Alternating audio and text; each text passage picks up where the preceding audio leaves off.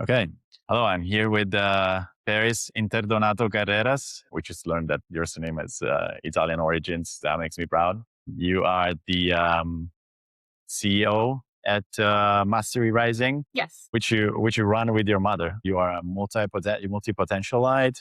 You dabbed in theater, you dabbed in data analytics, you're a musician. And then you graduated one day with 3 years of work experience under your belt already. And you were imagining to throw yourself into the arms of one of the companies that were lining up, waiting for you. But that's not the reality that you actually found. How did that go? Yeah. So I definitely thought, oh, I'm so ahead of the curve compared to a lot of other people that are just going to be getting their bachelor's, that it shouldn't be an issue for me finding a job because I didn't start applying beforehand, which is one thing I regret now because at first I'm like, oh, well, I'm probably just going to continue to do consulting work with my mom because before I started our tech startup, she brought me onto projects for consulting, which included market research, technical project management, just anything that she's like, "Oh, you can do this. Come on." And so we worked together, but she's like, "Oh, you should another job outside of this too because it's feast or famine. I don't have anything immediately right now." And I was like, "Oh, well, okay, I'll do that." And yeah, I was surprised a lot of things I wasn't getting responses, a lot of things I was getting cold rejections. I got a couple of like scam type things. No one got like my financial information or anything like that. It caught these things in time or, I didn't spend too much time on it. But yeah, I had that reality check that AI changed so much and so much entry level qualifications that you have to approach things in a different way. And then that's also when a lot of people who are much more seasoned professionals started to get laid off. So then you have laid off professionals who have some like 10, 15 years experience at least competing with entry level professionals for some of the same roles, which definitely makes things more complicated. Nonetheless, also AI being adopted for both the hiring process and by a lot of people for the application process, because then automation tools came out for both and just like AI talking to AI, where do you fit in? So that was definitely a big shock factor for me. So I'm like, all right, I need to figure this out, not let this throw me and just keep going. Okay. But how did you go from recognizing the problem to starting a company with your mother? How did jump happen? What catalyzed it? It's funny because the problem really catalyzed the company. They very much worked hand in hands because I found myself in the algorithm of LinkedIn where my feed was so many people posting these long emotional like stories and venting about the issues they were having trying to find work. Either they were laid off or they just graduated. I saw, I'm like, this isn't me, but this isn't just me, which like in a way sort of makes you feel better, but then also it's like, oh no, that's not good. This is so many people, this is a really big issue.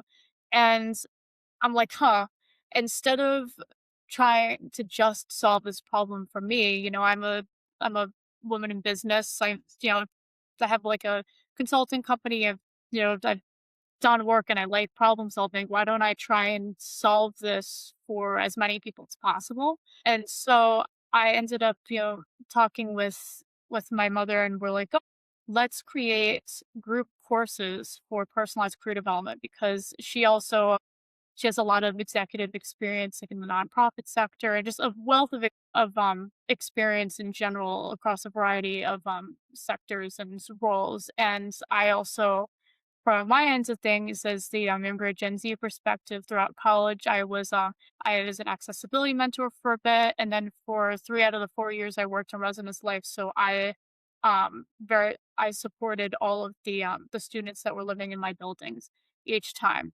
and each year. So like with those combined skills, it's like mentoring and some coaching and things like that, we can probably develop pretty great curriculum. And when we started talking to people about it, they loved the idea of personalized career development, which basically what we meant is that str- for developing your career or reaching your goals that actually meet your walk of life and your individual cognitive capacity. And they're like, oh, that's great. But they were reluctant to find a synchronous meeting time or to like be in sort of like a classroom, a virtual classroom setting with multiple people where they'd have to participate in group discussions or pay attention only in that one moment. And so one day I was just like, it'd be really great now that AI has become so much of a thing that we could use like portion of AI to help like sort of make some product that helps people do this stuff asynchronously where they basically like, answer some questions and they get all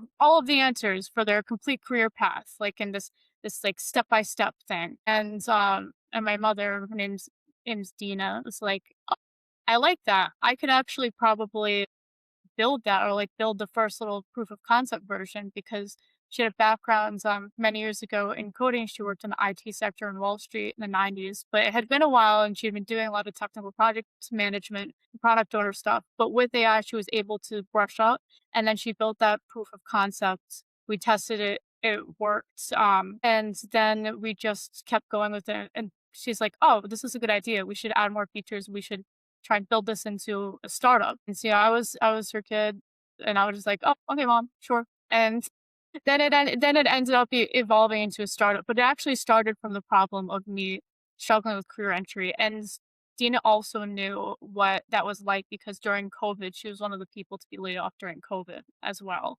So we both had, that experience of some big either innovation or some global happening in the world disrupting the world of work. And what stage is your business in right now? We're still early.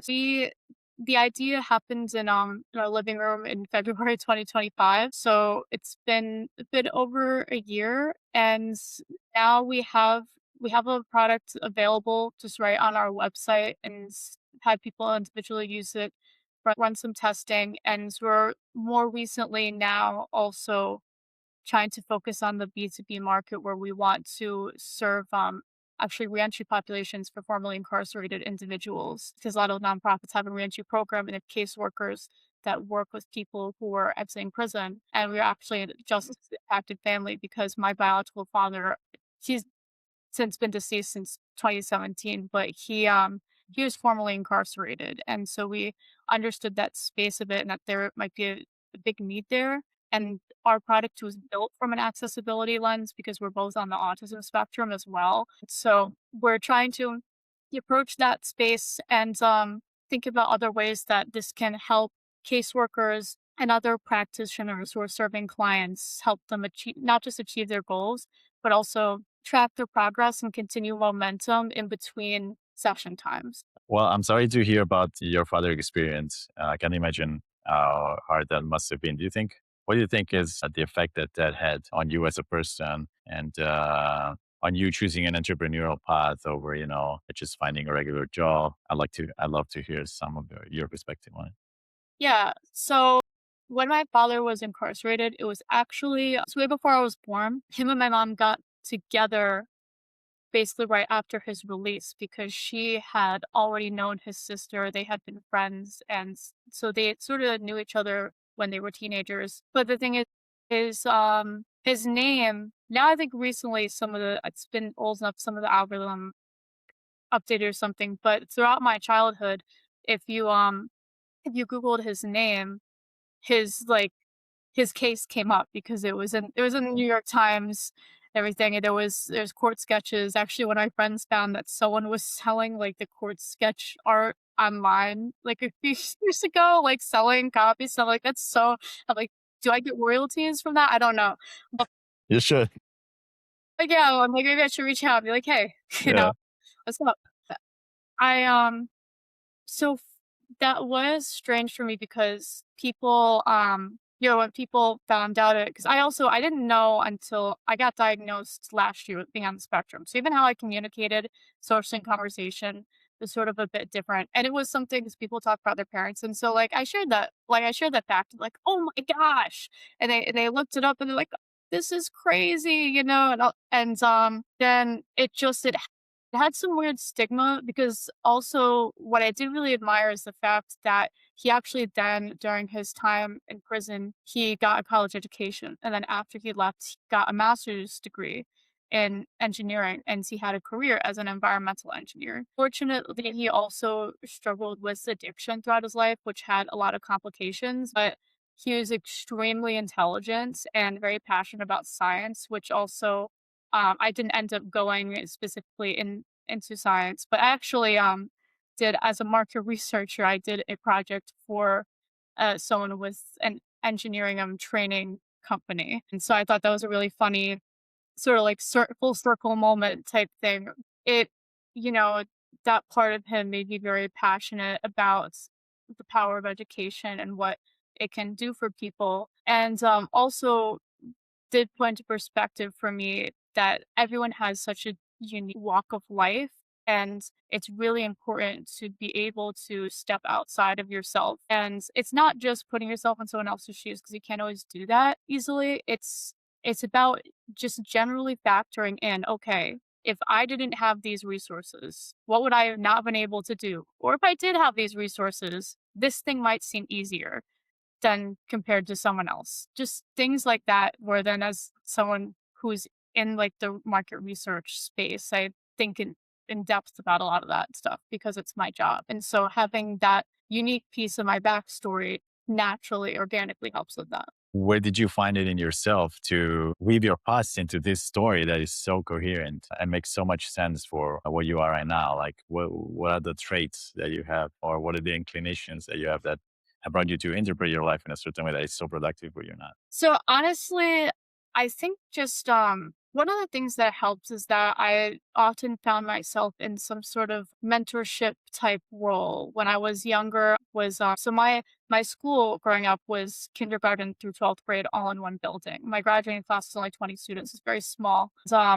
So you interacted with younger students a lot. And also when you're younger, you interacted with older students. Since I, again, have a performing arts background, so naturally I was in drama club, and I was president for multiple years, and I was in different officer positions before that, and I also had some outside training, and I loved helping people and I loved teaching people, so I'd always take on that role for no extra reward, just because I felt like it's something they get a lot out of, things collectively as a whole would make us better, and through everything that I've done I find I'm usually even though a lot of times, like, in the world of work, I'm typically the youngest person in the room, but then I also in tandem a lot of times am the mentor in a lot of spaces that I'm in, and because of that, I it takes extra care to do a great job in the sense that you have to recognize, put yourself back in when you were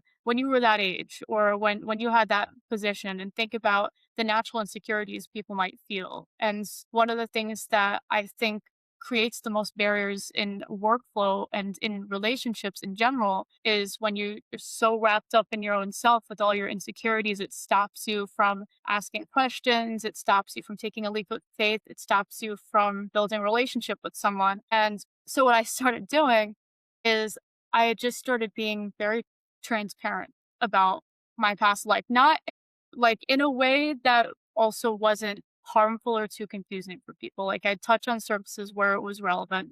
And I'd say I have a diverse amount of experiences. If you privately ever wanted to talk, you had questions about things, feel free to let me know. But I'm not just gonna immediately dump all my life or all my lore, as a lot of Gen Zers say, onto you. But I'm a transparent person, and then I also, because I have a lot of, comedic acting experience and things like that, and I just have embraced the fact that I'm a goofy person. I'm 4'11" in real life too, so people, even though I, like, mentor them, I'm leading something, if it's in person, they're, like, looking down at me talking. I tell people, I'm like, I make it my goal a lot of times with new groups of people to be the most embarrassing or out there person in the room because everyone loosens up and they start to just like get over themselves a bit. And that's the advice that I've given to people for public speaking. When I spoke for all these high schoolers, I gave them actually a workshop on career development through it was through like Senator Shelley P. Mayor's office in the White Plains. They asked me to come do like a as a guest speaker for their youth advisory council. And so that was one of the things that the kids asked, they're like, you're so good at public speaking, go like the flow and presentations were so engaging. What advice do you have for young people who want to be able to do the same thing? And I literally said, I just hit pause and I went, "Get over yourself."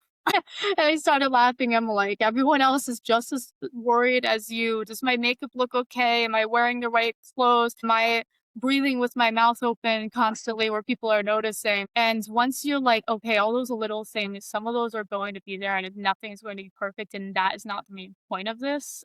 Then it becomes a lot more relaxed because you realize just how silly it all is. And where did you learn that lesson yourself? I'd say from growing up with a lot of like social trial and errors. I did have because I grew up in a small rural area in upstate New York. They didn't know that I was on the autism spectrum then. And so as much as I understood rural life a lot because I grew up there my whole life, I was the first one in my generation to grow up there my whole life. So I had been raised with a lot of city values and a lot of, go immerse yourself in other groups of people and other cultures. And that's sort of different than many other people just on the mountaintop, literally, that is called just because they're like, this is my home, this is my frame of reference, and the closest Walmart's a 30-minute drive away. So there's nothing, there's no resources, there's not a lot of opportunities to go and explore and meet different groups of people and see different types of environments unless your parents make it a mission to make that happen. And so I struggled a lot socially where I always tried to be, very, very nice to people and thoughtful. And I didn't, I guess I'd say, fit the vibe maybe of the typical social hierarchy type thing. Is I struggled to get invited to things, to get picked for things, all of that jazz and stuff. The little kids in school always loved me because I always dressed with like very fun makeup, and that they sort of like looked at me as a little Disney princess 'cause they saw me in all the musicals, and I was very sweet and nurturing to them. And so the small children really adored me, and also because I looked less intimidating, so that was almost their height. But people my age, it was hard because I also was an old soul too. Like my grandmother was a big part of my upbringing because I lived in her house through a lot of my education. Because my for better job opportunities and financial stability, my mom had moved downstate, and so we kept me upstate living with my grandmother. So because of all of that sort of turmoil and me facing, I guess, a lot of social failure in a lot of ways, it created this resilience where I'm like, oh, because like, oh, it's just going to change when you get to college. Oh, it's just going to change in this light. And then I got my autism diagnosis, and I'm like, it's not that it's gonna change, it's that I need to accept the fact that I'm not intuitively going to get that everything's a joke or sarcasm, stuff like that. I have my own ways of engaging, and rather than try and figure out what's the right way of existing, I need to just figure out, like, what is my right way of existing that's like, if you vibe with it, you vibe with it, you don't. And I got to that maturity level of like, it's okay. So it's not even that not everyone's gonna like you, it's that some people are only just going to kinda like you. Not everyone's gonna wanna be your best friend. That's, like, one of the biggest things I think people need to realize. It's not just not everyone's gonna like you, it's that many people are not gonna wanna be your best friend. They're just gonna be like, "Oh, yeah, they're okay. Yeah, they're cool," and that's it. That's all you get. That's all you get. You have those few that are like, "I wanna hang out with you a lot," and that's great. Those few of them, hold them close. Could be your work buddies, could be old friends, your fellow mom, both of your kids are on the soccer team, things like that. Yeah, it took a long time to a lot of maturing to get to that point. That's a beautiful story. I grew up with my grandmother myself, and I consider it to be like one of the biggest, one of the most defining experiences in my life. Like most of the person that I have is because I grew up with I spent a lot of time with my grandmother as a kid. So it's interesting to see that we have this in common and that you notice the impact that it had on you the same way that I do. So why do you wake up in the morning and turn on your laptop or go to your office or have a meeting with your mom? Why do you get to wake up and work on mastery rising every day? What are you most excited about, right? Well, so being in a startup, I feel like the excitement changes even from month to month, especially being an early stage startup because there's different things developing constantly and different like many stages, and it's not a linear path. And I'd say thematically for me, it's the fact that no matter what happens, so to be realistic, most startups end up not working out. I hate the word failing. They're like, "Your startup failed. You have a failed startup." It's not that. It just it ends up not getting to where you would hope. It has to be shut down. You have to make that decision. And the thing is, though, as a younger person who, and I also, as much as I had a lot of, I did have a good amount of skills for someone my age when I graduated college. There was a lot of little technical skills or things that I didn't have, or things that they covered in some business classes that didn't stick in my brain Stick. because I'm a kinesthetic learner, I'm a hands-on learner. And having this experience of building the startup from scratch with my mom and running it, and the fact that she's a seasoned professional and she knows when there's little things that people aren't going to think to check. There's little government compliance things, other logistical stuff that then she's like, we have to do this. This is how you do this. I am learning so much every single day that, like, if I think back 6 months ago, I was a completely different professional, and then 6 months before that is the same thing, and for me, that's what gets me up because, at the end of the day, the goal, the mission of this is to help people achieve upward mobility in a way that is accessible, that is going to work for them. I want to make that impact, but then also for myself, no matter which way this goes, it's either that usually the few paths are the most optimistic is that it becomes like Facebook where it's still going, it's grown into this giant company, you're still running it. They're like, this is it. This is the thing that I'm doing until I'm old. Sometimes it grows well and then someone wants to buy it and you're like, maybe I'm gonna sell it. And sometimes it's that it doesn't get to either of those points and it's time to shut it down. Just stays in a middle ground, it just stays stable or something. But so I'm like, no matter which way it works out, I've won in a way and I come out with a lot of positives. Because say that in a couple of years, someone watches this video, Mastery Rising is no longer a thing. I have such a wealth of experience that I wouldn't have had. It's going to be easier for me to find a job. It's going to be easier for me to feel confident in a role that I get because a lot of times people will find a job because they're like, well, I learned these skills in my class, so I have these skills, or I did these years ago, so I have done them, but it's been a while, or some things have changed, or don't know this organization. I'm very nervous and I'm afraid of learning in a new setting. That then you have to feel confident actually working the job. I feel like I would be a lot more successful than I would have been if I had just went into like a corporate role right out of college, 22 years old. I'm 23 now that like I'm like an adult technically. Like by technicality, your brain isn't even fully developed yet. You have friends of all different ages. It's a weird time, and it would have been not impossible, but it would have been a lot harder, and there would have been a lot more things that I would have had no experience in, as opposed to now, where I've seen sort of almost every side, I've touched upon every side of how a business runs. And you mentioned like anything could happen. You might sell, or it might explode, or it might stagnate, or it might, just not work out. But what is the best case scenario for you? I think I think the best case scenario for me would be for it to just continue for forever and grow and evolve because then I just be like, "Oh, this is my thing. I'm gonna keep going with this." The reason why I mentioned that there's all different paths is because I think a lot of times so I used to be this way. I had this big flaw of I would plan so early and I'd be like, everything has to go immediately according to plan.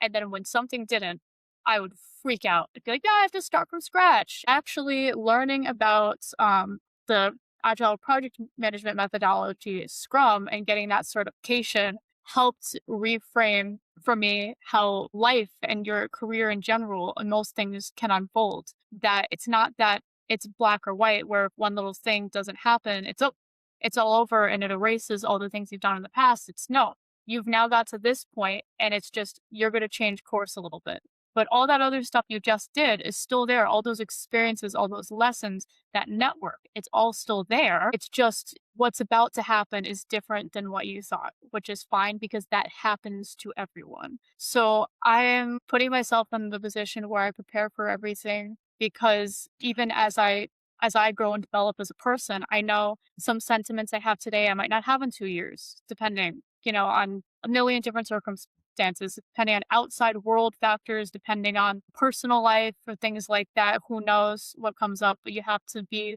prepared to be able to go with any option that is unfolding in the moment. That's a pretty interesting concept, and I love that you think about this very differently from most of the people that I talk to. Because you usually have, a grand vision of what the thing would be, or some people think, oh, I just want a small business that will feed my family and the people that work at it, or some people are looking to raise millions so they can reach just as many people. So yeah, thank you for adding this new perspective. If I understand correctly, like the principle is just to approach day by day with curiosity, be open to seeing opportunities and take the opportunities down the road. So maybe I'm still curious to understand then what is the measure by which you assess an opportunity and what will be a good opportunity, what will not be a good opportunity. There must be a compass that is related to a certain future vision that you have for the company, right? When opportunities do show themselves. Yep. So this is where my market research professional stuff comes in.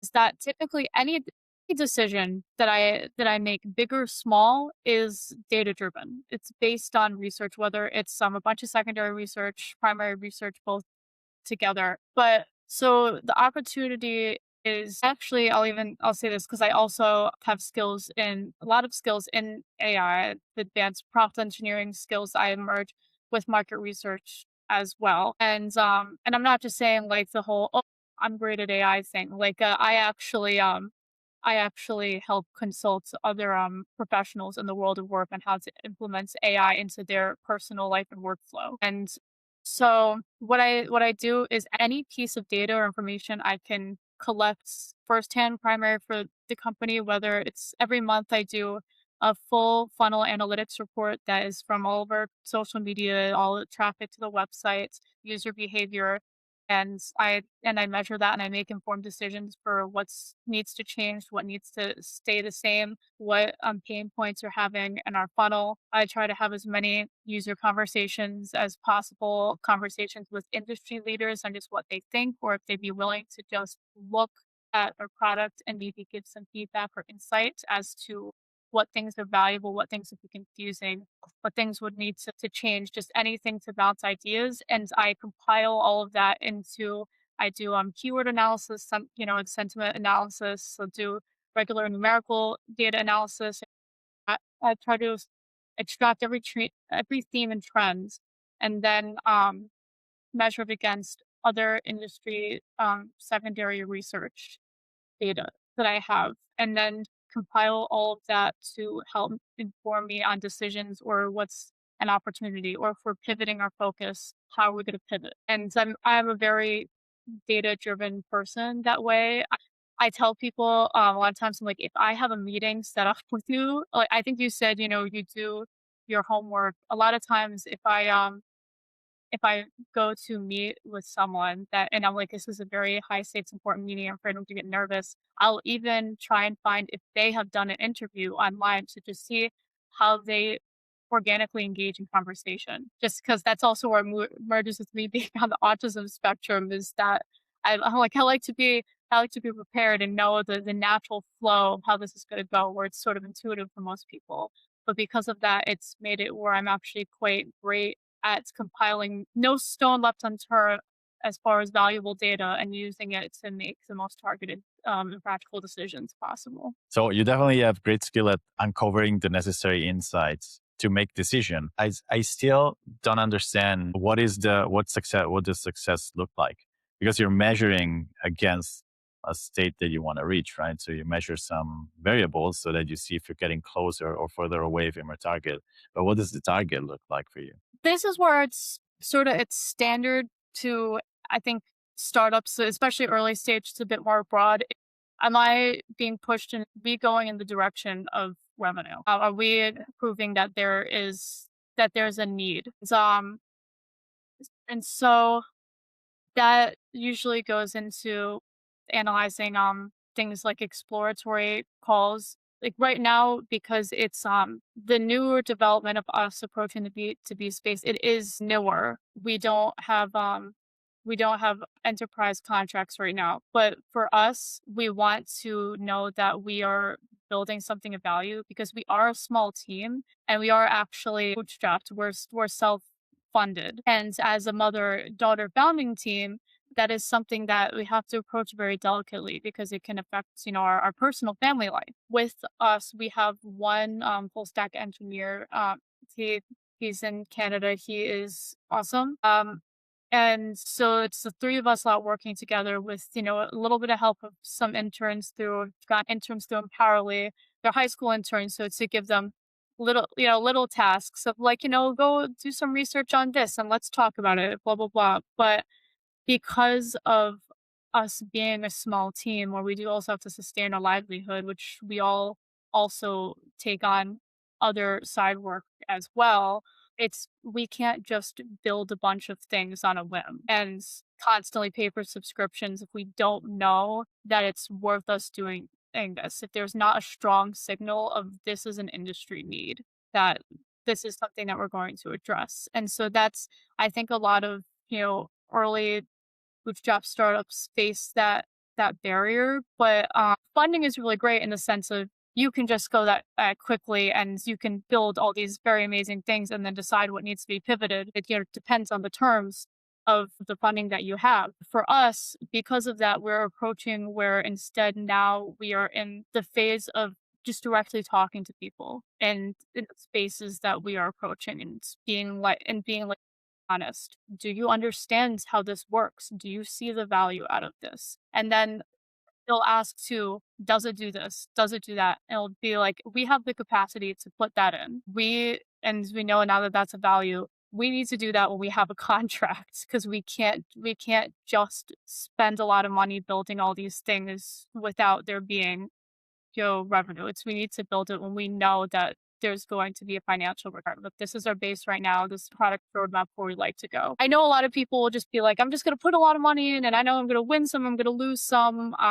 That's just not how I am. That's where I'm very practical and cautious because it's also my mom's in her 50s. It's not like it's just me and another 23-year-old that are, living in some tiny apartment and we're also like working in the food industry and we're just doing this for the heck of it. Yeah, let's just Yes. go get it. My mom's at the point in her life where she's a stable adult. She's gonna later on start thinking about retirement, having a work-life balance that is suitable for her. And that's where I'm like, I need to think about this as a very practical, mature adult type thing. And you were talking before about you would consider this even if the experience would, for any reason, end today. You would consider it a win because you will look back at all the things that this experience has earned you. So yeah, I was wondering, what do you think is the thing, the most valuable thing that you got out of the experience so far?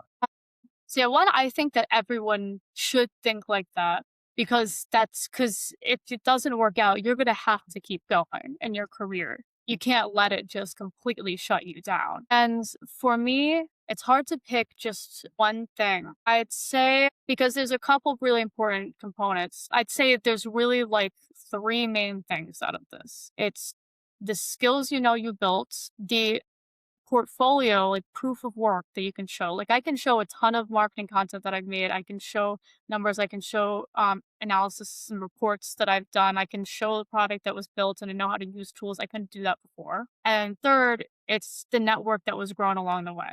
You you make as you do these types of things, you make connections with other founders. Maybe you talked with investors that they're like, this isn't right for me, but I like what you're trying to do. I can see that you're a strong team.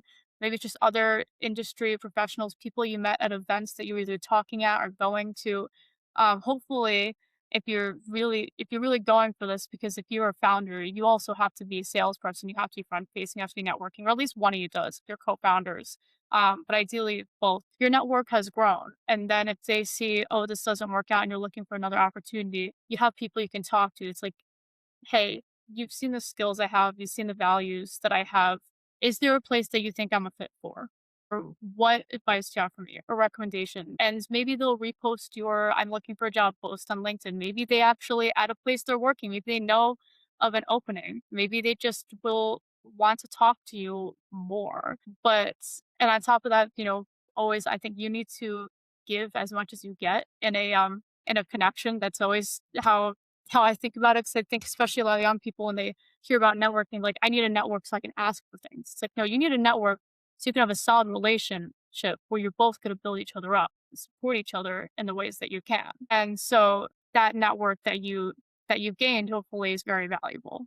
So those are like the three main things. I don't think I could narrow it down to just one. Those are like the three pillars. Okay. A question for you now. You work with a very small team. Everyone is technically oriented. You say all of your decisions are data driven. I was wondering if you have been working with creatives so far yet. Well, I am actually the creative side. There you go. Yeah. So what is it? I don't have a developer background or anything. My mother does. I got the Scrum Master certification for the project management piece, and also because I was 20 years old and my mom and during college break, my mom busted into my room and said, "I think you need a Scrum certification. Come out into the living room so I could sign you up." That's literally how that happened. And I'm very grateful because it's very things that meshed well with me. I am definitely that creative side run with right now because my old college is SUNY Geneseo. The program is ending soon, but their adaptive business program I signed us up for, and you get a small team of college students that help run your social media for a few months, and they work with you, and that's been very very nice. They're so sweet. So aside from them, in general, I oversee all the marketing. I also am the one that designs the product. In Figma, because again, I have great first layer market research. This is our target audience. These are our demographics. What are the things that they would like to see and experience surface level in this product? Then prompt. Okay, I need to prompt to put it into Figma to start off. Now I need to draw sketches for any little thing that needs to be changed that it can change. So all of that was me. And yeah, so I am all the creative side. If you look now recently we have couple of us starting to do video contents. I'm in that because I also have voiceover experience and acting experience. So yeah, I'm 100% the creative side. Yeah, and you covered it, but I was interested in learning how do you do. What is your approach to data driven design? I assume though there is a time in which part of the job, and I'm saying it as a data driven designer myself. There is one point in the process in which you need to trust, like visually, and what happens visually and what happens in a user interface can better be measured. But sometimes when you have to take decisions of what something looks like, there is some level of trust that you need to have into your own intuition of the coming from the data. How do you handle that, and how does that feel to you? Like, do you enjoy the uncertainty, or how does that feel? Well, what helps me, and this is something that I went to a Snowflake AI, they're like summit or something in Manhattan, and there's a panel about marketing with these like really esteemed professionals. And one person, had said like when you try something, give it a month and then see. Sometimes things change and see if it's not working, change it. So that's the thing is I tell myself, I'm like, if something is not working, it can always be changed, and then that's just more information. It's helpful to also know what's not working too, not just what's working.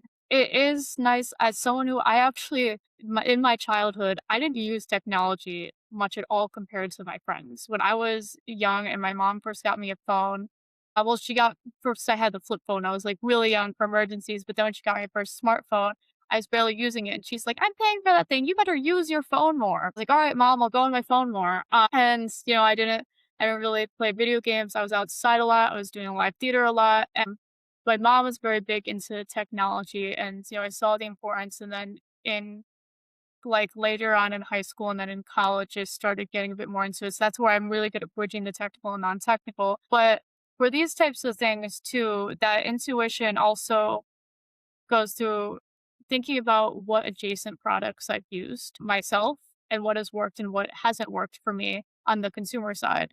And also too, just like as a tip, one of the things that I do, I know we're talking about intuition, but to double check, you can find a lot. People like to complain on the internet a lot. It's just something, a collective Yes. thing, and that's very helpful information actually, because then you can look at, like, if there's an app, you can that's sort of half in your space, or there's some core things about it. It might be a direct competitor, but it might just have some core things about it. They're like, let me go see what people are saying. What are the things they like and what are the things they don't like about it? I don't understand how this works. I couldn't find this button. This color scheme looks weird, blah, blah, blah. And you could use all those things to help you. And then, yeah, at the ends of the day, there's probably, you're going to narrow down to a couple small decisions and you're just going to have to pick. And the thing is just, you just have to trust the fact, one, you're a human being on earth, and also just know the fact that you might not always be right, and that's okay. Then you could just try the other thing that you put on the side, like, okay, maybe it's this, or maybe it's something else that came up. You know, it's it's okay. Everyone knows. That's the thing with early products. For people who are early adopters, chances are they understand the fact that not all of the pieces are going to be there right away because they know it's new and they're used to using new technology. So they're like, all right, well, I'm excited to see how this unfolds. Yes, and that's probably one of the things I also enjoy the most, and it's a luxury for. I mean, early stage startups life is hectic, but one of the luxuries is that you can treat everything as an experiment and keep on learning, and the stakes are relatively low until you run out of funding, of course. So yeah, it's interesting that you bring it up. I agree. So what I want to ask you is, what milestones are in sight for your company right now? Milestones are in sight. Well, I will actually say that we are on the direct to consumer side, we are making a change that it's going to be announced pretty soon. It's just have to put it in. And this is based off data. Is currently we have where you can pull a spoke career roadmap, and it's free 2 week free trial, and then it will come up and it's like $3.99 a month because we have other features that it sort of becomes like a project management tool for your career with gamification as well for motivation. One of the things we're finding is that people are seeing the value out of the roadmap that's given to them and they're getting a lot of clarity, but a lot of people aren't returning. And I had a conversation with someone else in the tech space recently that he said something very insightful and eye opening to me. He said, well, if you think about products that are the most successful in the direct to consumer space, or like companies like Amazon and Uber, they are not meant for people to spend a lot of time on. Only social media. Social media is like the only thing where that's a thing for, like, specifically direct to consumer, where they want to spend a lot of time on it. Otherwise, the best ones are where it solves a problem quickly. Where for Uber, I need a ride somewhere. Oh, found a ride.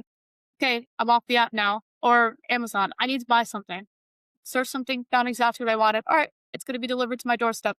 Done until I need it again. And so we are going to change it to a fixed price for a roadmap. And we're just going to leave the other features for people want to use them for now. So we have, because on top of that, we have an interactive bulletin board where you can customize your own buttons to any digital resource you use. So if you use Jira, you can put the link to your Jira, and in your button you could choose the font and you can just click the button and it goes there, and you could organize the buttons however you want on like a little bulletin board looking thing, like almost like college style type stuff. We have networking suggestions as well, and we have a gamification component where every action that you take, every, the goals that you check off, you get points, and mastery money is the digital currency to be able to unlock little furniture pieces for your own little digital office space. And that came from me as someone who worked in residence life throughout college, and who knows what some university looks like. I know that not everyone, many people, their current living situation doesn't comfortably reflect where they want to be in life and who they want to be and how they operate. They may not be able to afford furniture that's comfortable for them. They may not have stable housing right now, or they may be living with roommates that are making their life really, really hard. And so, this, at least by doing this, they have a space everywhere they go, whether they're working on their laptop or on their phone, they could go on a Mastery Rising and they can look at their little virtual office space and feel comfort. It's something that reflects their their needs as a person and their vision. what they're trying to achieve for themselves. So all those things we're leaving up there, but we are going to be just making it where each time you answer the questions to pull a roadmap, you're just going to have to pay for that roadmap to be pulled. And then it's just going to be there for you for use, whether you want to look it over once or whether you want to use the features where you add subtasks and, save notes under tasks and things like that. It's going to be up to you. So that's something that I'm excited to see how that works out for the direct to consumer side. I think that's going to be a lot better experience for people. And this is something that we tried the other way. We tried the subscription way for a while. That wasn't resonating, it wasn't working. And so I'm totally fine. I'm gonna post a thing that says we're making this change because this is what it seems like is more needed for people in this capacity. That makes more sense instead of a continuous monthly payment that people get worried about. Just a small, like a little payment upfront to get the core value of what you need to get the answers to the internal questions you have about what am I supposed to do? Are you currently finding people to use the product, sell the product to? Are you doing advertising? Are you doing outreach? So, fun fact, we have spent $0 on marketing so far. Not a single dollar. And I've been doing that strategically because I want to make sure that when we do spend a little money, either boosting things, making advertisements and stuff, that we're very, very strategic. And we already have, we've now been getting like some testimonials and stuff. We've iterated based on feedback and things like that, but social media has been the main online factor. Otherwise, I also, along with Dina, who has done some through Delhi, I've also been showing up to events and either tabling at career fairs or speaking and hosting events and workshops for colleges.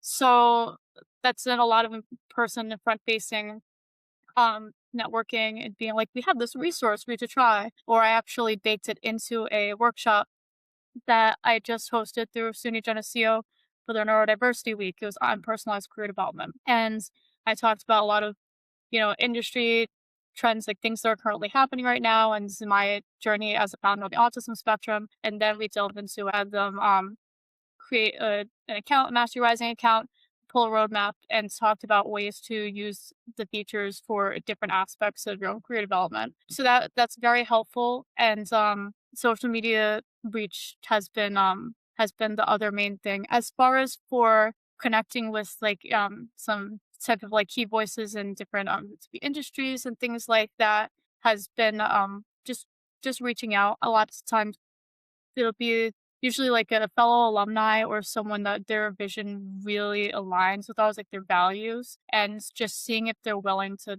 have a virtual meeting to just, chat and align with one another first and seeing where it goes from there. You mentioned in this last piece that you did some talks about industry trends. So I was going to ask, from the point of view, or you have such a unique personal story, and from your point of view as CEO of a startup company, what are you seeing changing into the world right now? Well, so for the most recent event that I hosted and spoke at, it was talking to students that, they're looking to enter the workforce after graduation.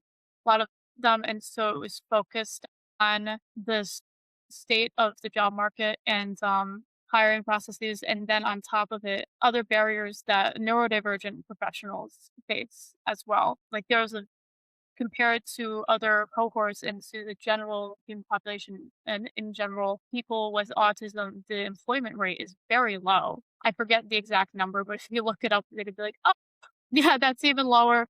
That's lower than what I thought and lower compared to a lot of cohorts, different demographics. And I was talking about the things that, again, like with the automation or with the hiring process in general, many big companies have been quick to automate as much as possible. And they're just hiring some team of people to do it. And as much as the concept of AI, I'm sure behind the scenes has been around for quite a while, as far as it being sort of common use, it's still really new. And so there are so many things that have yet to figure out or become common knowledge. There's so many government policies that are probably going to be put in place 5 years from now that don't exist right now that would be very helpful in navigating the most optimal way to AI into the world of work. there's something new out there, there's something shiny, there's something that's gonna potentially save time and money. And, you think about that efficiency, you don't know what you don't know. If you don't know to look for some potential negative outcomes that are gonna come of it or some complication, then you're gonna you're gonna find out then because it's gonna happen. So because there have been people being laid off directly because of AI, tens of thousands of people, and people are being affected because their day-to-day work life is changing, where now some of the requirements are changing because some of the things that they would just do, AI can now do. The expectations have shifted for the hiring process. Like me, for some gigs or things that I've done, either jobs I applied for and didn't get, or like I had some pieces of contract work. I won't name drop, but where I was being brought onto the platform as an independent contractor, where I was 100% hired by AI. Even my interview was through their AI system and evaluated in that way. And I heavily understand AI, so I was like sort of thrown off because this all this stuff's still new, but I was like, okay, it's fine. But a lot of people don't know what to do with that, or don't understand that as much as it's called artificial intelligence, like it's supposed to be human intelligence, it still has a certain system for evaluating information, just like other pieces of technology, and that there's certain things you have to hit. And then some people think that all you need to do is hit these couple of pieces of information that they found out about a year ago, like that it's only the um the ATS tracking from resume stuff. It's so much and it's always changing, and there's also always bugs and things that happen in different AI agents. And that's where, because AI it's a small piece of our product. Basically, say how it works is the only thing that it does is when you fill out the form, we have engineered like in our back ends, like a really, advanced prompts for how to evaluate each information in the question in order to the output, in order to give the roadmap. Everything else you interact with is just old school coding for how you save notes, the gamification. It's just for that little first piece. And then the AI is done. It doesn't see anything. We have a lot of guardrails as we care a lot about like data security and just great outputs. It does the same thing for when you generate networking suggestions, which is also, it's a list of places that you could go to network in a way that meets your preferences. If you like to network online versus in person for the specific role that you were trying to get or opportunity that you're trying to get, then it gives you the direct links of where to look.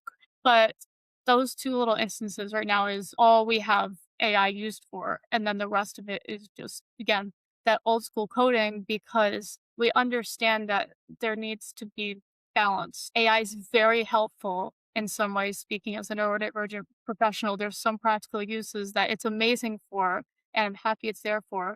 But then there's some things that it's way too new. Whether or not it's the right thing to use it for is that's not for debate, but no matter what, for something high stakes such as your own company's outcomes, in my opinion, it's just there's some levels of automation that would be way too new for me to adopt. I have one last question for you, and then we can wrap up. And my question is: assume that there's a startup founder listening to this, to our conversation. They're maybe as young as you. They're in a small startup. They're maybe working with friends and family. What is the single thing you would say um, is the most important to be successful, or at least survive the journey? Just say get over yourself again, just like I did with high schoolers, but I mean it in a different way now. One of the things I feel like a lot of times, especially when you said they may be so at my age as a young person,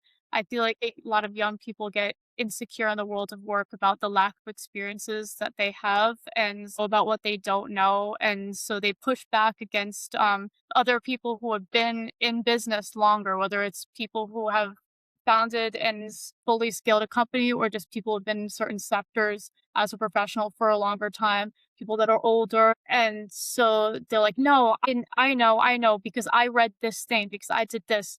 You need to be open to learning from people around you as well. Also, double check and get multiple opinions. If someone just tells you one thing, don't just take that as this is my source of truth for everything I do. But for me, what was really helpful is I sought out knowledge from all different types of people. I asked to have conversations with people. I showed up to events in Manhattan not to try and be the star of attention or not just to run to every investor and randomly pitch my startup, but to observe and to learn and to see what other resources are out there for me to utilize next.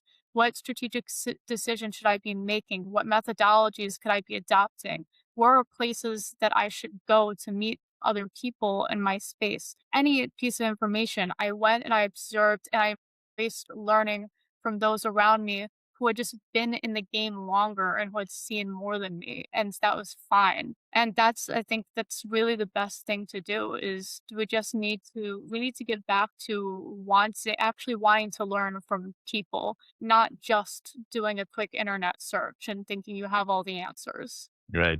And I know that I said this would be the last question, but I actually have a follow up because I was actually talking to a young entrepreneur yesterday, and they had created a product and they had put together a pitch deck. And so I do outreach on LinkedIn, and I talked to a lot of people, and I asked them, what stage they were in, how things were going, and they said, "Well, I have a pitch deck, but who do I show it to?"